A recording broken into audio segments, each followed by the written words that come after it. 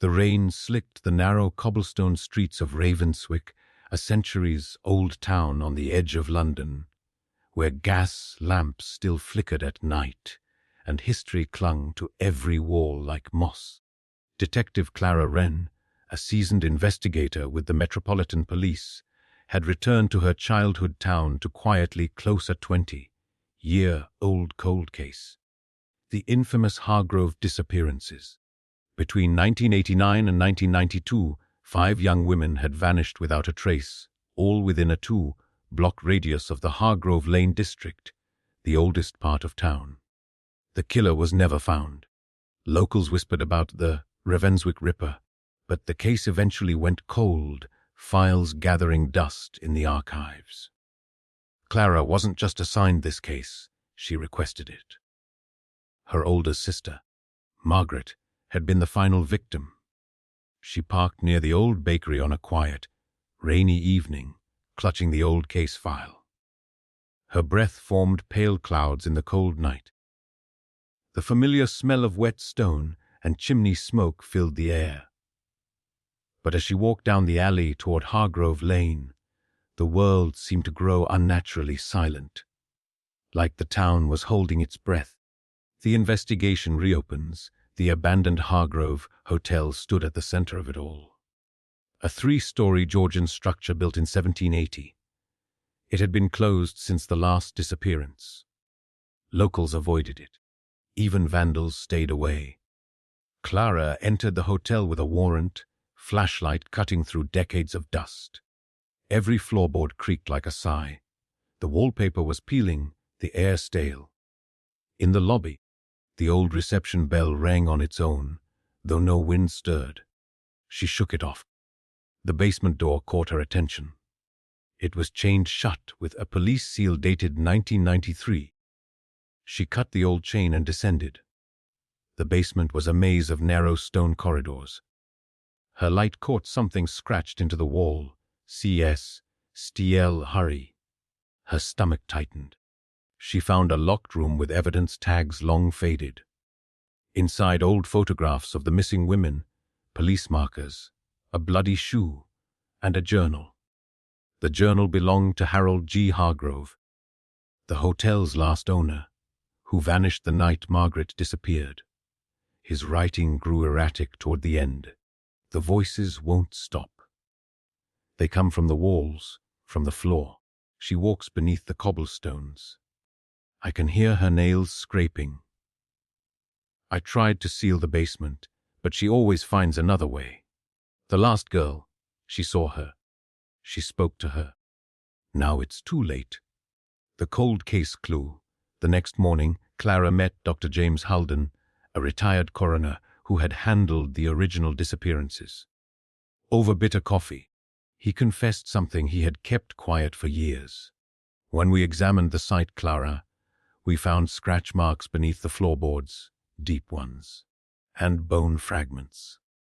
But not human. Something older. The town council ordered us to seal it up. Said it was bad for tourism. What do you mean, older? He sighed. The town was built on Roman catacombs. They say the foundation of Hargrove Lane covers an ancient burial chamber. There were stories about a woman accused of witchcraft, buried alive beneath the street. Clara's skepticism faltered. The journal, the marks, the whispers, they were aligning too perfectly. Night watch, she decided to stake out the hotel basement at night. Hidden camera, audio recorders, thermal imaging. She sat alone in the dark, gun at her side, light off. Midnight passed quietly. Then, 3:12 a.m., the temperature dropped 10 degrees in seconds. Her breath turned to mist. Her audio recorder picked up a faint scratching sound, like nails on stone. Then came the whispers. Dozens of overlapping female voices, repeating in distorted echoes. Beneath. She waits beneath. The walls began to vibrate softly, dust falling like snow. Clara's flashlight flickered. In the corner, her camera caught something. A shadow shaped like a woman crawling along the ceiling, its limbs bending unnaturally. She bolted up, gun raised. Police! Show yourself! The shadow dropped to the floor with a wet thud. But when the light steadied, there was nothing there. Only deep scratch marks running across the stone floor. The hidden chamber the next day, she brought in a forensic ground, penetrating radar team under the guise of a structural survey.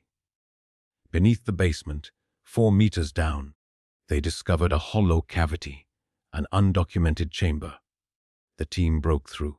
A stone staircase led down to a Roman-era burial crypt, walls covered in carvings of a hooded woman and Latin inscriptions. In the center lay a stone sarcophagus cracked open. Inside, bones, shackles, and ancient talismans. A forensic tech murmured, "This wasn't a tomb. It was a prison."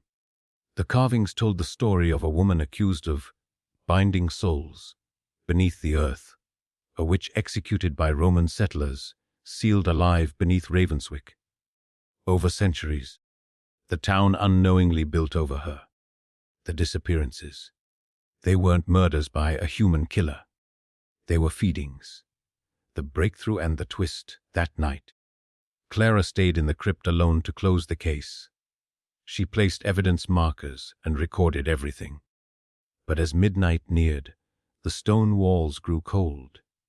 From the sarcophagus came a soft tapping, like fingers drumming from inside. Then, whispers, not recordings, real.